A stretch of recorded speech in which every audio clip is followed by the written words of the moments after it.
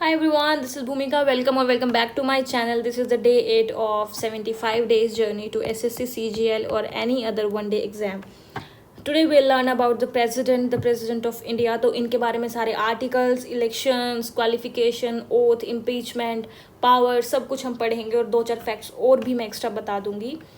और चलिए अब स्टार्ट करते हैं प्रेसिडेंट के बारे में. तो सबसे पहले आता है कि जब भी कॉन्स्टिट्यूशन में लिखा होता है कि भाई हाँ एक प्रेसिडेंट होना चाहिए जो कि हेड होगा, कॉन्स्टिट्यूशनल हेड होगा इंडिया का, और सुप्रीम कमांडर होंगे वो डिफेंस फोर्सेस के.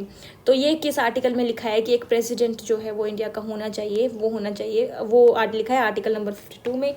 Executive powers article 53, elections article 54, term of office article 56, qualification article 58, oath 61, and this is the most important one, article 61, impeachment कि उनको हटाया कैसे जा सकता है. Part 2 grand pardon article 72. बाकी ये ज़्यादा कोई इंपॉर्टेंट नहीं है. To consult supreme court article 143. Moving on to elections. तो इलेक्शंस में कौन कौन पार्टिसिपेट कर सकता है? दोनों हाउसेस के मेंबर्स जो है पार्टिसिपेट कर सकते हैं. लेजिस्लेटिव असेंबलीज के मेंबर्स जो है यानी कि जो MLAs होते हैं वो पार्टिसिपेट कर सकते हैं. और जो यूनियन टेरिटरी है दिल्ली एंड पुडुचेरी, उसके जो इलेक्टेड मेंबर्स हैं वो पार्टिसिपेट कर सकते हैं. अब जो इसमें ध्यान देने वाली बात है, जो क्वेश्चंस क्रिएट जहाँ से होता है वो ये है कि कोई भी नॉमिनेटेड मेंबर इसमें पार्टिसिपेट नहीं कर सकता. और अगर कोई डिस्प्यूट होगा तो सुप्रीम कोर्ट का जो भी डिसीजन होगा वो फाइनल होगा.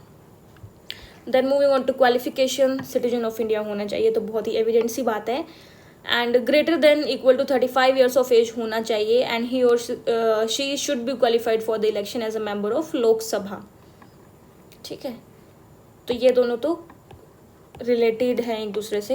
And should not hold any office of profit. तभी ऐसा होता है कि जब भी कोई प्रेसिडेंट बनता है या कोई भी ऐसी पोजीशन पे जाते हैं, उनको पहले वाली जॉब को, इवन इलेक्शंस लड़ने के लिए भी अपनी जो भी जॉब होती है उनकी, उसको रिजाइन करना पड़ता है. अब आती है ओथ. ओथ जो है वो कौन दिलवाता है? वो दिलवाते हैं चीफ जस्टिस ऑफ इंडिया. अब ये लोग आप मुझे बताओ फिलहाल कौन है चीफ जस्टिस ऑफ इंडिया. और अगर चीफ जस्टिस ऑफ इंडिया नहीं है तो जो भी सीनियर मोस्ट जज होगा सुप्रीम कोर्ट का वही उनको ओथ दिलवाएगा. रेजिग्नेशन वो किसको सबमिट करते हैं? वाइस प्रेसिडेंट को. अगर वाइस प्रेसिडेंट नहीं है तो CGI को. अगर ये नहीं है तो सीनियर मोस्ट जज को, सुप्रीम कोर्ट के. अब उनका इम्पीचमेंट कैसे होता है? इम्पीचमेंट होता है फॉर वायलेटिंग द कॉन्स्टिट्यूशन. और वायलेशन ऑफ कॉन्स्टिट्यूशन तो इवन कॉन्स्टिट्यूशन में भी नहीं लिखा कि किसको वो बोल रहे हैं. अब है कि इम्पीचमेंट जो है वो इनिशिएट कैसे की जाती है. तो जिस भी हाउस से इम्पीचमेंट जो है वो स्टार्ट कर रहे हैं ना, इनिशिएट कर रहे हैं, तो वहाँ से वो 1/4 मेंबर से साइन होनी चाहिए. उसके बाद 14 डेज़ का नोटिस पीरियड दिया जाएगा जिसमें प्रेसिडेंट खुद को रिप्रेजेंट कर सकते हैं, खुद को वो बता सकते हैं, अपनी चीज़ें खुल के बोल सकते हैं वहाँ पे. और 14 डेज़ के नोटिस पीरियड में ऐसा सब होगा. उसके बाद जब इम्पीचमेंट रेजोल्यूशन पास करने की बारी आएगी तो जिस हाउस से पास हुआ था वहाँ के 2/3 जो मेंबर्स होते हैं उनसे वो साइन होना चाहिए. वो उसको पास करेंगे, ये होती है मेजॉरिटी. यहाँ से फिर वो दूसरे हाउस में जाएगा और वहाँ पे भी वो मेजॉरिटी से पास होना चाहिए, दैट इज़ 2/3. अब है देखो, पहले हमने इलेक्शंस में पढ़ा था कि इलेक्टेड मेंबर से पार्टिसिपेट करते हैं, नॉमिनेटेड मेंबर्स पार्टिसिपेट नहीं करते, लेकिन इम्पीचमेंट में कर सकते हैं. और इम्पीचमेंट में जो दिल्ली और पुडुचेरी के इलेक्टेड मेंबर्स हैं वो पार्टिसिपेट नहीं करते. अब आता है कि कोई वैकेंसी अगर हो जाती है, मान लो कि प्रेसिडेंट की डेथ हो गई है या फिर उन्होंने रिज़ाइन कर दिया है, उनको इम्पीच कर दिया गया है, कुछ भी ऐसा हुआ है XYZ, तो उस केस में क्या होता है कि जो प्रेसिडेंट की कुर्सी होती है वो मिल जाती है वाइस प्रेसिडेंट को. वो ले लेते हैं एज एन एक्टिंग प्रेसिडेंट. और विद इन 6 मंथ्स जो है वो इलेक्शंस हो जाने चाहिए. ठीक है, अगर मान लो कि वाइस प्रेसिडेंट की भी वेकेंट है तो CGI, chief justice of India, and that is also vacant तो सीनियर मोस्ट जज ऑफ सुप्रीम कोर्ट. ये है सारी पावर्स प्रेसिडेंट की, बहुत ज़्यादा इंपॉर्टेंट नहीं है. एक वीटो पावर होती है, वो इम्पोर्टेंट थोड़ी सी, उसके बारे में बता देती हूँ आपको. तो क्या होता है, देखो हमारे ना बिल होते हैं. एक होता है हमारा ऑर्डिनरी बिल, एक होता है मनी बिल, एक होता है हमारा कॉन्स्टिट्यूशनल अमेंडमेंट बिल. तो या तो हम उसको ठीक कर सकते हैं, रेटिफाइड इसको हम बोलते हैं, या तो उसको रिजेक्ट हो सकता है वो, या तो वो रिटर्न हो सकता है. तो प्रेसिडेंट के पास एक वीटो पावर होती है जिसके अंतर्गत वो इन ऑर्डिनरी बिल को तीनों में से कुछ भी कर सकते हैं, ठीक भी कर सकते हैं, रिजेक्ट भी कर सकते हैं, रिटर्न भी कर सकते हैं. और मनी बिल को वो ठीक कर सकते हैं, रिजेक्ट कर सकते हैं, लेकिन रिटर्न नहीं कर सकते. और कॉन्स्टिट्यूशनल अमेंडमेंट बिल को वो ठीक तो कर सकते हैं लेकिन रिजेक्ट और रिटर्न नहीं कर सकते. और एक और बात, एक बार अगर उन्होंने रिटर्न कर दिया और वो दोबारा से अगर फिर से हाउस से पास होके आ गया है, वो फिर उसको दोबारा रिटर्न नहीं कर सकते, ठीक है, किसी भी बिल को।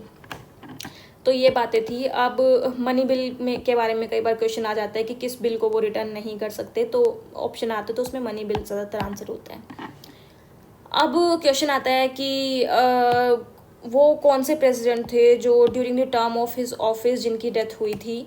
तो वो थे 2 प्रेसिडेंट्स हैं, एक तो हैं जाकिर हुसैन सर और जिनकी डेथ हुई थी 1969 में, और दूसरे हैं फ़खरुद्दीन अली अहमद जिनकी डेथ हुई थी 1977 में। तो 2 प्रेसिडेंट ऐसे हैं और इन पे क्वेश्चंस बनते भी हैं।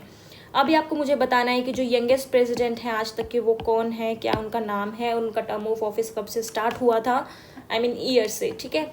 और आप मुझे बताएंगे first tribal women president and first women president, ये भी आप मुझे बताएंगे। एंड लॉन्गेस्ट सर्विंग प्रेसिडेंट जो भी आज तक रहे हैं, जिन्होंने लॉन्गेस्ट टाइम तक सर्व किया, वो भी आप मुझे बताएंगे। तो इनके जवाब आप मुझे देना कमेंट सेक्शन में। And that's it for today, that's it about the president of India. इसके अलावा अगर कोई मैंने इन्फॉर्मेशन गलत बताई है या आपके पास कोई अलग से कोई एड ऑन है तो आप मुझे वो कमेंट सेक्शन में बता सकते हैं, और अगर नहीं टाइप करना चाहते हो तो प्लीज़ ईमेल कर दीजिए। And thank you so much for watching this video, and if you really like the video then like it, comment and subscribe to my channel. Thank you.